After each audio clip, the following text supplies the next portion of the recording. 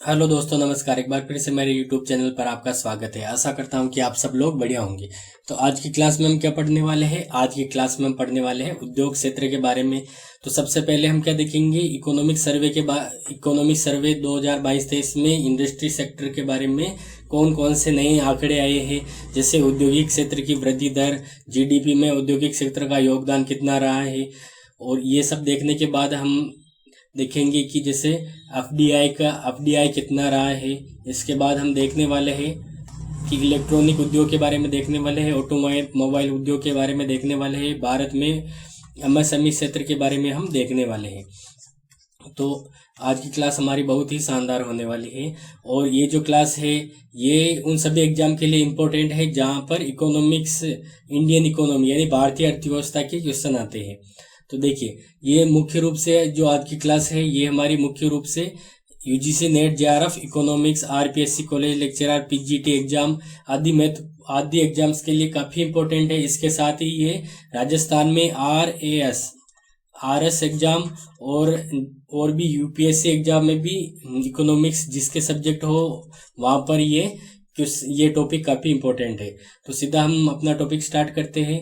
तो देखिए, उद्योग क्षेत्र, इंडस्ट्री सेक्टर के बारे में देखते हैं कि सबसे पहले हम देखेंगे कि इकोनॉमिक सर्वे में कौन कौन से आंकड़े आए हैं। तो देखिए, जो उद्योग क्षेत्र है उसका जीवीए यानी जो पूरे भारत का ग्रोस वैल्यू एडेड यानी जीवीए, उसमें कितना योगदान है? 30% योगदान। 30% योगदान किसका है? उद्योग क्षेत्र का। देखिए, कुल 100% है। 100% होता है जीवीए, उसमें उसको 3 भागों में बांटा जाता है। पहला क्या है? एक होता है प्राथमिक क्षेत्र जिसमें कृषि और संबंध क्रियाएं आती है, दूसरा होता है उद्योग क्षेत्र और तीसरा होता है सेवा क्षेत्र। तो उसमें उद्योग क्षेत्र का योगदान कितना है? 30%। इसको हम अभी पढ़ रहे हैं। और देखिए, उद्योग क्षेत्र की वृद्धि दर कितनी रही है? 4.1%। तो देखिए, हम वृद्धि दर यहाँ पर देखते हैं औद्योगिक क्षेत्र की वृद्धि दर पिछले कुछ वर्षों में। तो देखिए, वर्ष 2019-20 में वृद्धि दर कितनी थी? -1.4%। कितनी? -1.4%। और वर्ष 2021 में कितनी थी? -3.3%। तो देखिए, 2019-20 और 2020-21 इन दोनों वर्षों में क्या थी? नकारात्मक वृद्धि दर। ये ध्यान रखना कि उद्योग क्षेत्र की वृद्धि दर नकारात्मक कितनी बार रही है? 2 बार रही है। और यहाँ पर नकारात्मक वृद्धि का प्रमुख कारण क्या है? कोविड-19 के कारण यहाँ पर नकारात्मक वृद्धि देखने को मिली। और सर्वाधिक नकारात्मक वृद्धि 2020-21 में -3.3%। और 2020-21 में बहुत ही शानदार रिकवरी देखने को मिली।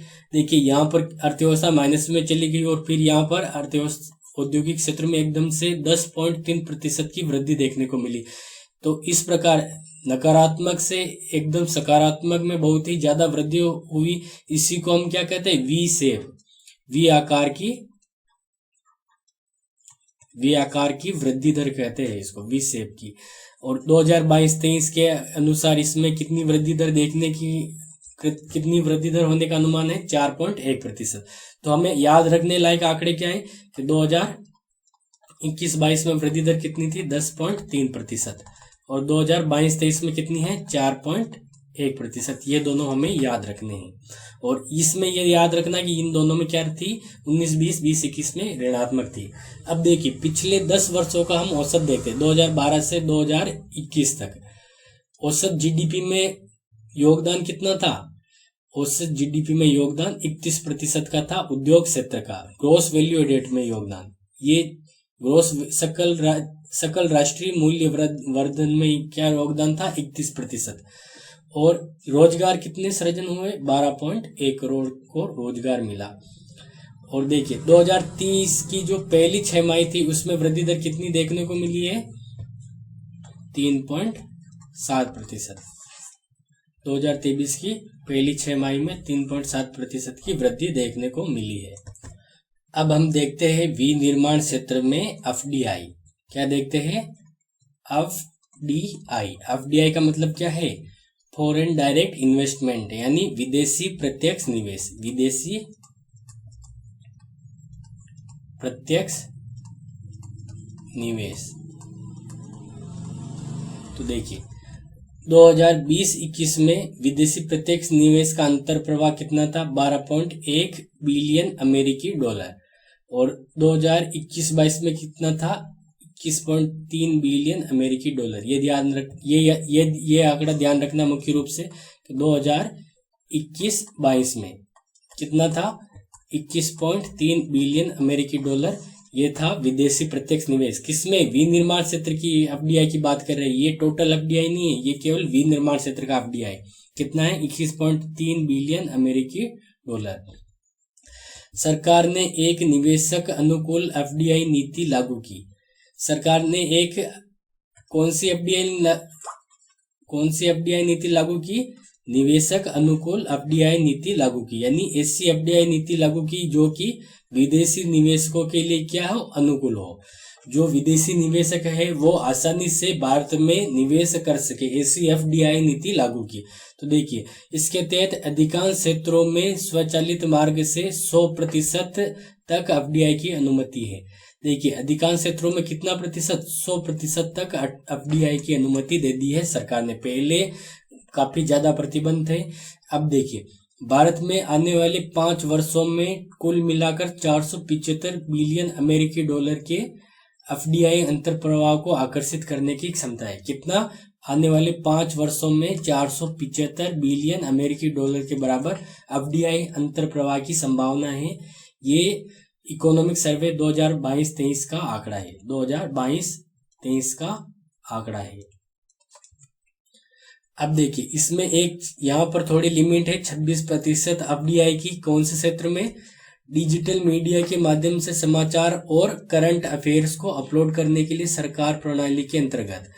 तो यहाँ पर कितना एफडीआई है? 26% तक ही एफडीआई की छूट है। मध्यस्थों या बीमा मध्यस्थों में 100% एफडीआई की छूट है, 100% एफडीआई की अनुमति है। तो देखिए, अब हम इलेक्ट्रॉनिक्स उद्योग के बारे में देखते हैं। तो देखिए, जो वित्त वर्ष 2019-20 था उसमें घरेलू इलेक्ट्रॉनिक्स उद्योग है उसका मूल्य कितना था? 118 बिलियन अमेरिकी डॉलर। कितना था? 118 बिलियन अमेरिकी डॉलर। और देखिए, ये याद रखना है कि 19-20 में 118 बिलियन अमेरिकी डॉलर ये किसका मूल्य था? घरेलू इलेक्ट्रॉनिक्स उद्योग का मूल्य। भारत का लक्ष्य क्या है? भारत का लक्ष्य है 2025 तक 1 ट्रिलियन अमेरिकी डॉलर की डिजिटल अर्थव्यवस्था बनाना है। डिजिटल अर्थव्यवस्था, यह ध्यान रखना, यहाँ पर क्या लिखा है? डिजिटल अर्थव्यवस्था।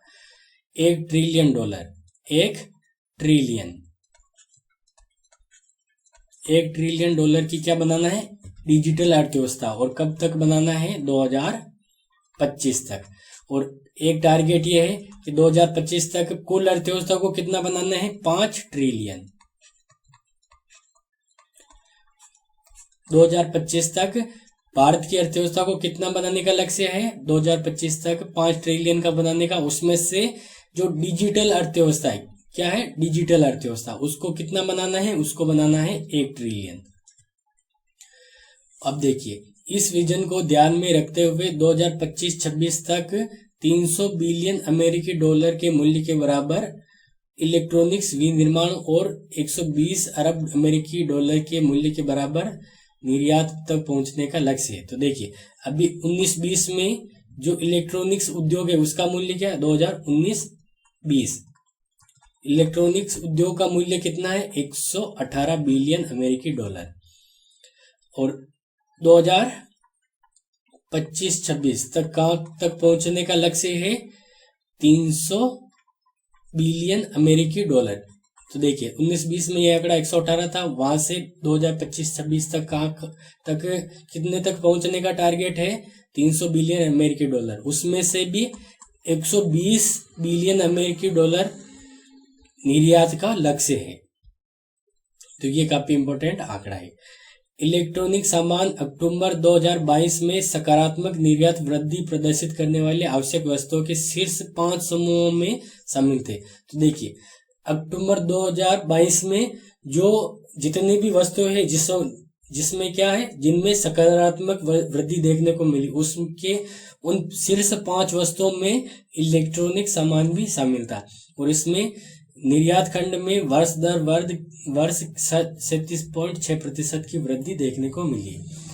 अब देखिए, आर्थिक समीक्षा 2022-23 के अनुसार भारत विश्व का दूसरा सबसे बड़ा मोबाइल फोन निर्माता बन गया। ये काफी इंपॉर्टेंट पॉइंट है। भारत विश्व का दूसरा सबसे बड़ा मोबाइल फोन निर्माता बन गया है 2022-23 के अनुसार। अब देखिए, इधर यहाँ पर हमने जितना भी पढ़ा उसमें सबसे इम्पोर्टेंट ये ध्यान रखना है हमें कि 2025 तक कितना लक्ष्य है इलेक्ट्रॉनिक उद्योग का, डिजिटल अर्थव्यवस्था को 1 ट्रिलियन अमेरिकी डॉलर बनाने का लक्ष्य है, और 2025-26 तक 300 बिलियन अमेरिकी डॉलर इलेक्ट्रॉनिक्स विनिर्माण का लक्ष्य है। ये काफी इंपॉर्टेंट ध्यान रखना। अब देखिए, औषधि उत्पादों के उत्पादन में मात्रा के आधार पर भारत का विश्व में कौन सा स्थान है। देखिए, औषधि उत्पादों के उत्पादन में किसके आधार पर, देखिए मात्रा के आधार पर भारत का स्थान कौन सा है, तो मात्रा के आधार पर भारत का स्थान तीसरा है। और देखिए, ये कौन सा आंकड़ा है, आर्थिक समीक्षा 2022-23 का आंकड़ा है कि औषधि उत्पादों के उत्पादन में भारत का विश्व में स्थान, देखिए मात्रा के आधार पर स्थान क्या है, तीसरा, और मूल्य के आधार पर स्थान कौन सा है, 14वां। ये ध्यान रखना, मात्रा और मूल्य में फर्क है। मात्रा के आधार पर तीसरा स्थान है और मूल्य कीमत के आधार पर कितना है, 14वां स्थान है। और ये किसका है, औषधि उत्पादों के उत्पादन का। अब देखिए, वैश्विक स्तर पर जेनेरिक दवाओं का सबसे बड़ा प्रदाता, यानी सबसे बड़ा उत्पादक, सबसे बड़ा हिस्सेदार कौन है, भारत। वैश्विक स्तर पर जेनेरिक दवाओं के उत्पादन में देखिए भारत का हिस्सा कितना है जेनेरिक दवाओं में, 20% हिस्सा भारत का है जेनेरिक दवाओं में। और वैक्सीन निर्माण में कितना हिस्सा है, 60%। विश्व की कुल प्रतिशत में 60% वैक्सीन का निर्माण कौन करता है, भारत। प्रथम स्थान है भारत का। ये काफी बड़ी उपलब्धि है भारत के लिए। अब देखिए, अब भी हम क्या पढ़ रहे हैं, औषधि उत्पाद के बारे में पढ़ रहे हैं। तो देखिए, औषधि उद्योग का सुदृढ़ीकरण करने के लिए कौन सी योजना चालू की गई, औषधि उद्योग सुदृढ़ीकरण योजना। और ये योजना 2021-22 से 2025-26 तक, यानी 5 वर्षों के लिए है।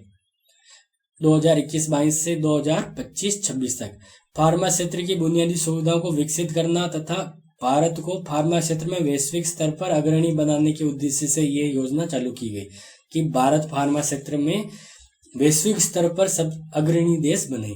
और इसके कितने घटक है, इसके 3 प्रमुख घटक है। APICF उद्योग क्षेत्र को सहायता देने के लिए, उद्योगों को सहायता देने के लिए। PTUAS औसत प्रौद्योगिकी उन्नत सहायता योजना, 10 करोड़ ऋण पर 10% पूंजीगत सब्सिडी प्रदान की जाएगी।